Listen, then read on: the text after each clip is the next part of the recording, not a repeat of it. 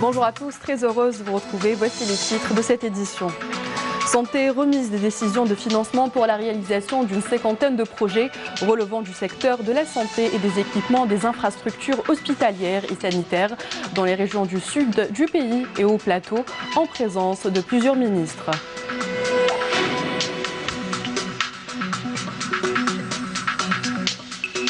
Tunisie, heure de vérité pour les Tunisiens appelés aux urnes dans un deuxième tour du scrutin présidentiel entre Nabil El Karoui et Kais Saïd. Et enfin sport, nous allons revenir sur la mise à jour de la 4e journée de Ligue 1 ainsi qu'une récap sur le championnat africain de voile tenu la semaine dernière à Alger.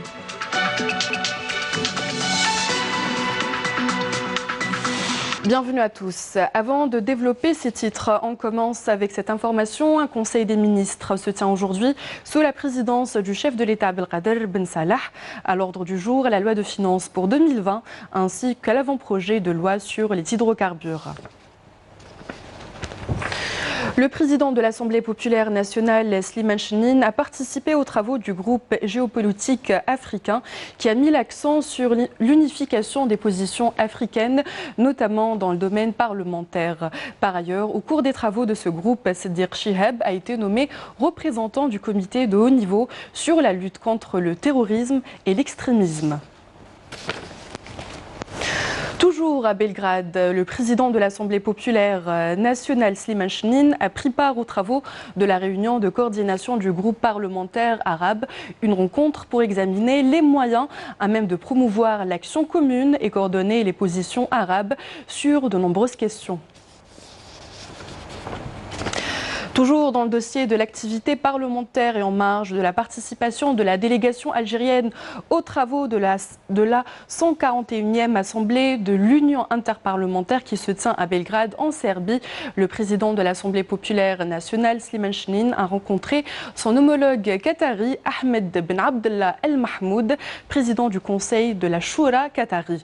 Les discussions ont porté sur les moyens de coopération bilatérale ainsi que sur les points de vue concernant des problèmes arabes et régionaux d'intérêt commun.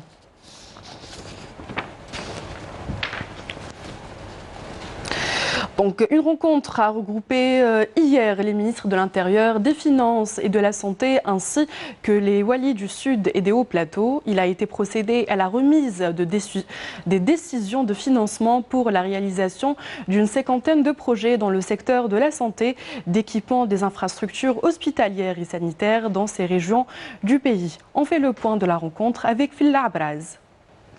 Suite aux décisions du Premier ministre Nourdine Bedoui à lever le gel sur la réalisation des projets de santé dans les régions du sud et des hauts plateaux du pays, cette rencontre historique a permis aujourd'hui la remise des décisions de financement aux walis des wilayas concernés.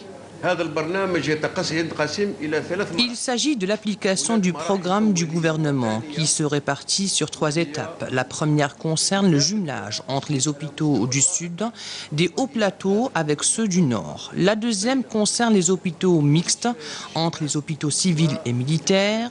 À l'occasion, nous remercions l'institution militaire qui nous accompagne dans toutes nos missions dans les régions du sud et des hauts plateaux.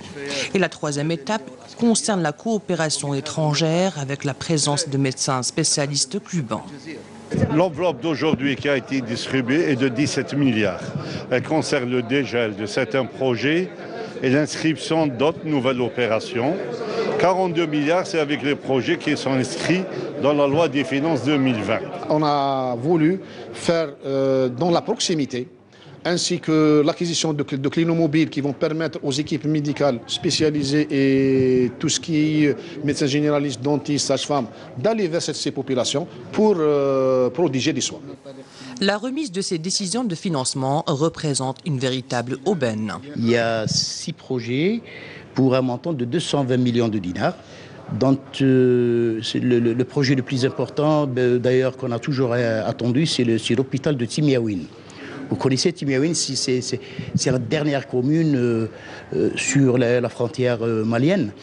C'est une commune, pratiquement, c'est la seule commune, si je peux me permettre de le dire, qui connaît une faiblesse de couverture en matière de structures sanitaires.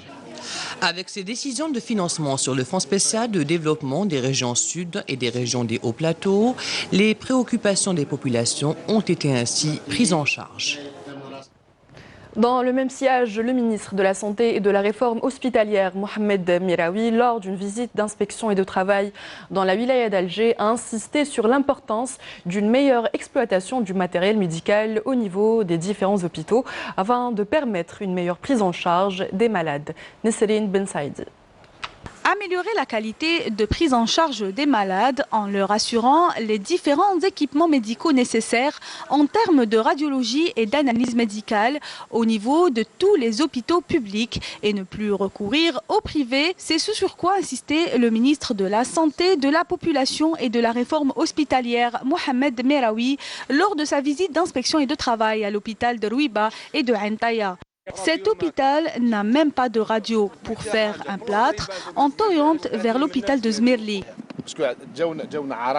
Si nous sommes là, c'est pour régler ce problème. Je vous assure que d'importantes mesures seront prises.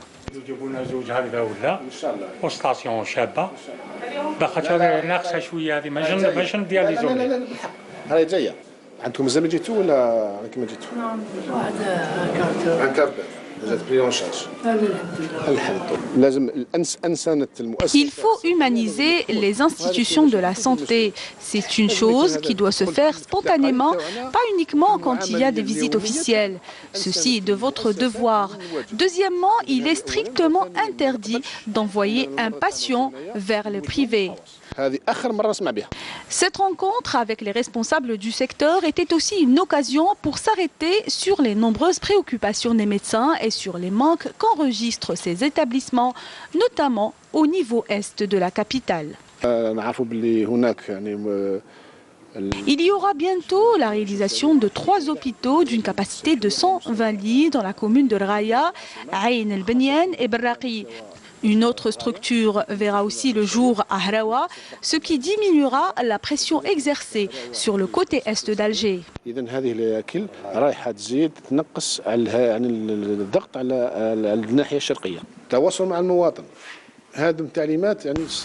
Il faut qu'il y ait une communication permanente avec le citoyen. Il faut aussi améliorer les conditions de prise en charge et les services. Ce sont des instructions très fermes. À travers sa visite, le ministre de la Santé, de la Population et de la Réforme hospitalière, Mohamed Meraoui, compte appliquer ces mesures dans les plus brefs délais. Et dans le cadre des activités organisées à l'occasion d'Octobre Rose, consacrées à la lutte et la prévention du cancer du sein, le ministère de la Santé, de la Population et de la Réforme hospitalière a organisé, en partenariat avec la société civile, des portes ouvertes au niveau de l'esplanade de Riyad el-Fath et El Hamma. Commentaire Nakhla Al-Arbi. Des journées de sensibilisation au dépistage précoce et à l'orientation pour démystifier le cancer du sein qui touche chez nous autour de 13 000 femmes par an. En dépit de toutes les campagnes menées jusque-là, cette maladie fait toujours autant peur. En plus de la mammographie, aujourd'hui nous recourons à l'IRM pour obtenir des images détaillées et dépister précocement le cancer du sein et donc d'éviter la mastectomie.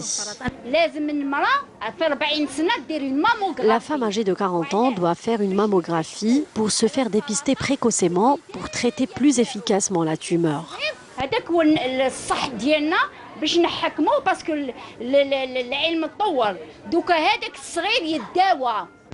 Il faut savoir que la femme qui allait est moins exposée que celle qui ne nourrit pas son bébé au sein.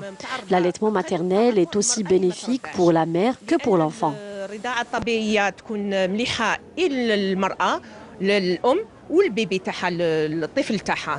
Des conférences animées par des nutritionnistes sont également au programme de ces journées de sensibilisation, une occasion pour expliquer l'importance du dépistage précoce. Les sociétés savantes sont arrivées à la conclusion que l'alimentation et le surpoids sont la principale cause de la survenue des cancers et le sucre aide à la prolifération des cellules cancéreuses. Nous avons perdu nos bonnes habitudes alimentaires. Nous consommons moins d'épinards, de grains de sésame, de nigel, d'avoine et nous avons adopté un nouveau mode de consommation alimentaire qui n'est pas forcément bon pour la santé. C'est entre autres l'objectif de ces campagnes de sensibilisation sur le cancer du sein et des actions menées chaque année pour prévenir et réduire le nombre de décès. Pendant l'Octobre Rose, les actions de sensibilisation et les appels au dépistage du cancer du sein se multiplient. Le centre de lutte contre le cancer à Batna a bénéficié d'importants équipements de dernière technologie pour accueillir dans les meilleures conditions les patients de Batna ainsi que les malades des wilayas limitrophes. Raouf Hammouch.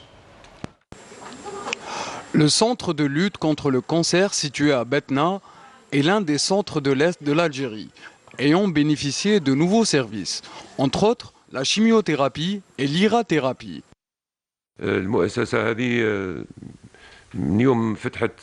L'établissement vient d'ouvrir ses portes pour la prise en charge des patients. 14 000 personnes ont pu bénéficier d'une chimiothérapie et en ce qui concerne l'irathérapie, près de 6 000 cas ont pu bénéficier de ce traitement.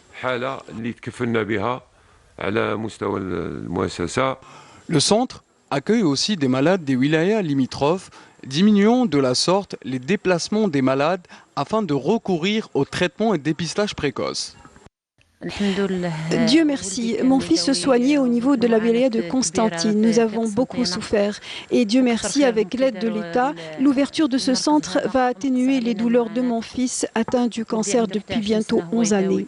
C'est un centre régional qui draine la région de sud-est de l'Algérie. فيه عندنا مرضى تاع الولاية تاع المجاور les environs de Batna et عندنا ثاني ولايات أخرى بسكرة، خنشلة، تبسة، الواد، واد سوف، ورقلة. السيرفيس تاع الراديوثيرابي Le service de radiothérapie regroupe 3 services de traitement qui prennent en charge les affections ORL, de pelvis et celles liées au sein. Notre centre profite aussi à de nombreuses wilayas de l'Est. Le centre de lutte contre le cancer de Batna constitue un établissement de secours pour les wilayas adjacentes, puisqu'il est aussi doté d'un hôpital du jour permettant ainsi aux patients de limiter les déplacements. L'autorité nationale indépendante des élections a annoncé l'ouverture de la révision périodique des listes électorales durant la période allant du 12 au 17 octobre courant, et ce en réponse à une revendication insistante exprimée par les jeunes citoyens pour pouvoir exercer le droit constitutionnel. Et puis sachez que pas moins de 139 postulants à la candidature suprême, dont 5 femmes, ont procédé au retrait des formulaires de souscription des signatures individuelles selon l'autorité nationale indépendante des élections.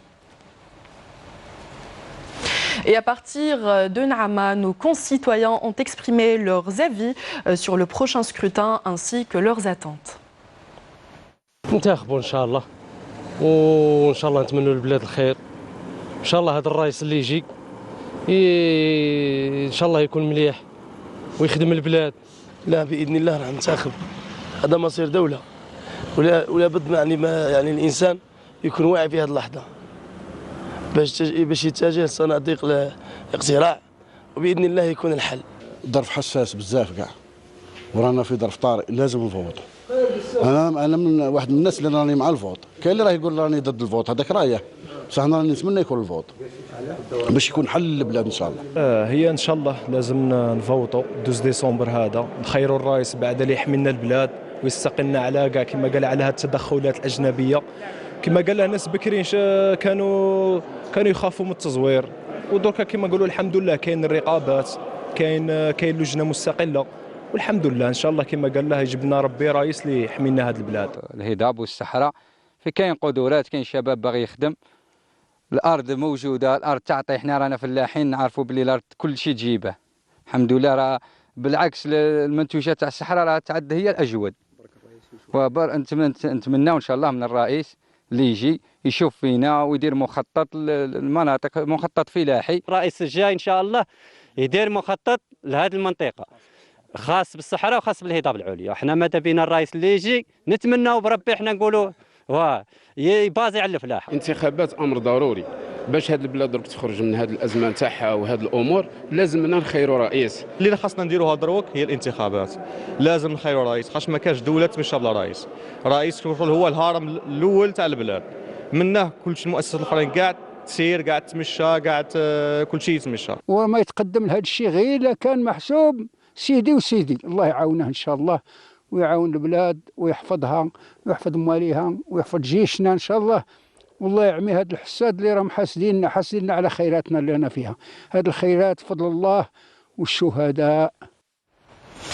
Sur le plan économie, le ministre du Commerce rassure. Depuis l'ESA, où il a procédé à l'ouverture de l'année universitaire 2019-2020, Djellab a annoncé hier que le gouvernement prépare un environnement favorable à la création et au développement des startups. Retour sur les mesures prises dans le cadre du projet de loi de finances pour l'année 2020 avec Amel et Siredir. La création d'un fonds d'accompagnement pour les startups, des facilitations fiscales au profit de ce type d'entreprise, ainsi que la création de zones technologiques s'inspirant du modèle de la Silicon Valley. Voici les mesures prises par le gouvernement pour l'encouragement et l'accompagnement des start-upers et auto-entrepreneurs algériens. احنا الرساله اللي قمنا بها اليوم للشباب الجزائري هي اولا لازم يكون فيه ايمان بالقدرات الوطنيه للشباب الجزائري. Le message que nous avons transmis aujourd'hui aux jeunes Algériens, c'est d'avoir confiance en eux. Il faut croire en leurs capacités. Le gouvernement algérien est prêt à donner la chance à tous les jeunes Algériens pour construire l'Algérie de demain. L'Algérie est leader dans cette zone. Nous devons d'ailleurs créer des pôles d'intégration africains industriels, commerciaux et technologiques dans le Grand Sud notamment. من تندوف أقطاب اندماج الإفريقي الصناعي والتجاري والتكنولوجي. En créant un environnement favorable pour ces entreprises de jeunes, l'Algérie mise sur les start-up qui ont un rôle important dans le développement de l'économie nationale. Dans l'actualité internationale, d'abord la Tunisie, c'est l'heure de vérité pour les Tunisiens qui sont appelés aux urnes dans un deuxième tour du scrutin présidentiel. Ils devront départager les candidats Nabil Karoui et Kais Saïd. Naïma Chikchak. Les 7 millions d'électeurs tunisiens ont commencé à voter ce matin pour choisir leur président entre l'homme d'affaires Nabil Karoui et l'universitaire Kais Saïd. Le scrutin présidentiel a déjà commencé depuis vendredi dans 6 circonscriptions à l'étranger pour choisir entre les 2 candidats en tête du premier tour tenu le 15 septembre dernier dans lequel Kais Saïd, professeur de droit constitutionnel, candidat libre, obtenait 18,4% des voix, tandis que Nabil Karoui, président du parti au cœur de la Tunisie, en a raflé, lui, 15,58%. Ce deuxième tour de la présidentielle se déroule en présence de 17 500 observateurs locaux et 700 observateurs étrangers.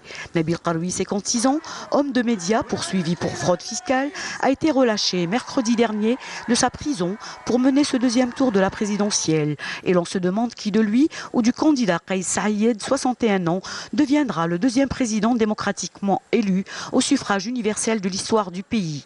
Il s'agit de 2 candidats aux antipodes, observe-t-on, qui présentent au moins un point commun. Ils ont tous 2 créé la surprise il y a un mois en parvenant à s'extraire du peloton des 26 candidats, au détriment notamment des dirigeants sortants, sanctionnés par une population exaspérée par les dissensions politiciennes et l'horizon économique dans l'impasse depuis 2011. En tout cas, l'instance chargée des élections espère un taux plus élevé pour ce duel atypique. La campagne menée dans une ambiance fébrile s'est achevée vendredi par un duel télévisé sans précédent et très suivi. Les résultats officiels de ce scrutin seront annoncés mardi prochain. Et puis cette catastrophe naturelle qui frappe de plein fouet le Japon. Le passage du puissant typhon Hagibis à l'est et au centre du Japon dans la nuit de samedi à dimanche a laissé jusque-là 14 morts pendant que 9 personnes étaient encore portées disparues selon un nouveau bilan des autorités. Les pompiers et les soldats s'activaient pour secourir les habitants piégés par les nombreuses inondations, mais en submergé, glissement de terrain, cours d'eau en furie. La tempête chargée de pluie d'une intensité sans précédent, selon l'agence météo nationale, a semé la désolation. Un mot de sport à présent. L'équipe nationale de football s'est déplacée aujourd'hui à Lille en France pour disputer son match amical contre la Colombie prévu ce mardi.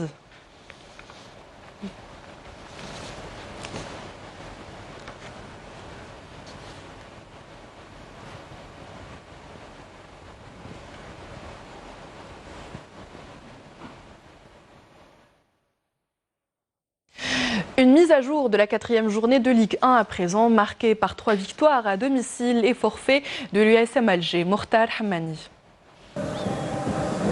3 matchs de mise à jour qui ont été prolifiques aux équipes recevantes. Le CR Belouizdad qui retrouvait son stade du 20 août a bien profité de ce match retard pour s'accaparer le fauteuil de leader. Une belle victoire de 3-2 devant le promu l'US Biskra, une formation qui ne s'est pas déplacée en victime expiatoire.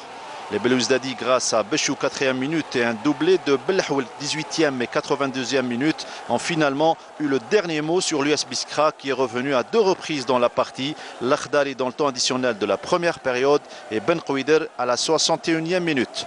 À retenir également la première victoire de la saison de la Lanterne Rouge l'AS Sochlev qui a damé le pion à une équipe qui a pourtant le vent en poupe. La JS Kabylie 3e au classement, 1-0 grâce à Djahel 23e minute qui scelle le sort de la partie.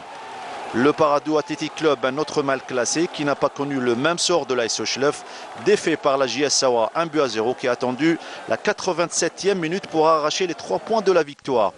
Et puis pas de spectacle au stade du 5 juillet, le derby algérois Mouloudia d'Alger USM Alger qui n'a pas eu lieu en raison du forfait des Rouges et Noirs. Je vous propose un retour en images sur le championnat africain de voile tenu la semaine dernière à Alger avec Hakim Kcheloud. Tombée de rideau sur la 2e édition des championnats d'Afrique de RSX et laser, qualificatif aux Jeux Olympiques de Tokyo 2020, avec une très bonne organisation et une belle représentativité des athlètes algériens, filles et garçons, qui n'ont malheureusement réussi à décrocher que 2 places sur 4 prévues aux prochains Jeux, grâce au titre africain et un billet pour Tokyo, remporté par Amina Berrichi en RSX.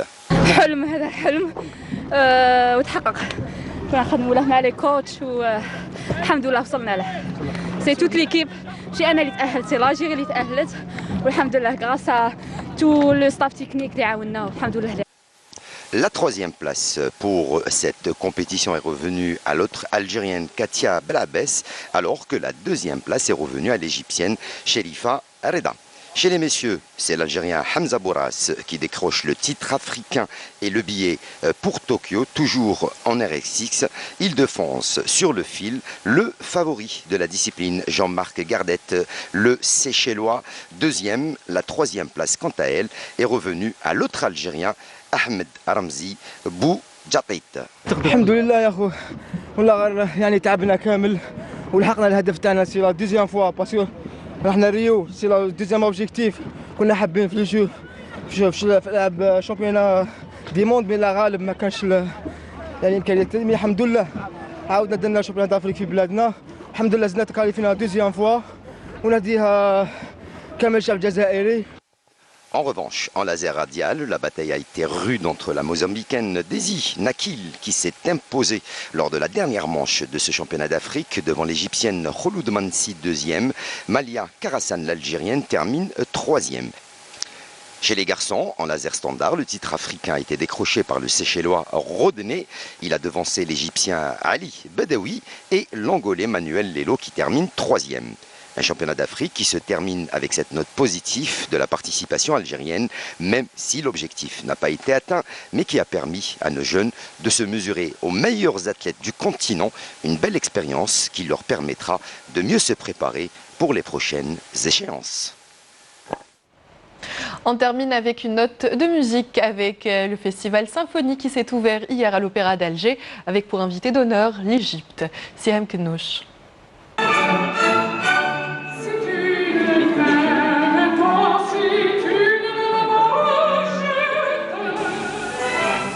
Carmen à l'Opéra d'Alger avec la soprano suisse d'origine cubaine Anna Hasler.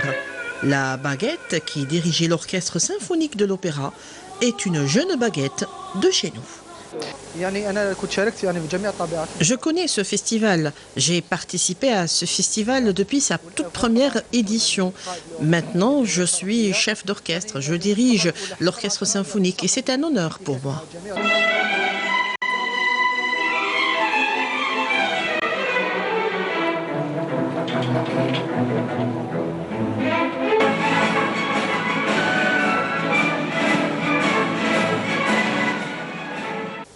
Cette 11e édition connaît la participation de 17 pays, donc l'Égypte comme pays d'honneur. C'est notre première participation à ce festival à Alger. Nous sommes venus avec une partie de l'orchestre symphonique de l'Opéra du Caire. J'espère que ça nous ouvrira les portes pour collaborer avec l'Algérie. Le festival est sur Alger jusqu'au 17 prochain. Fans de Kulthum et de Mohamed Abdel Wahab, le rendez-vous pour l'Égypte, c'est ce soir.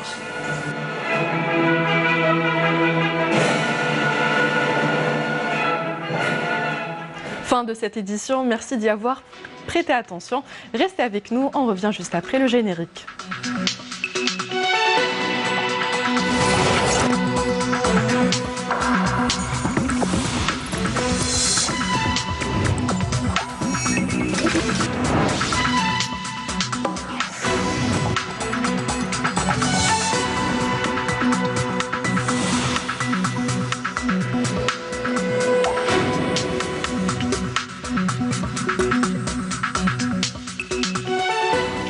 Heureuse de vous retrouver de nouveau, mais cette fois dans le supplément info de Canal, un espace consacré au reportage grand format. Pour ce premier numéro, Canal Algérie vous propose une virée dans la wilaya de Béjaïa pour parler des infrastructures universitaires. La wilaya a été dotée tout récemment d'une nouvelle structure. Il s'agit du campus d'Amizour. Il est dédié aux sciences de l'informatique. Il peut accueillir 4100 étudiants. Je vous propose ce reportage signé Saïda Mayouf. Quant à moi, je vous donne rendez-vous ce soir à 19h.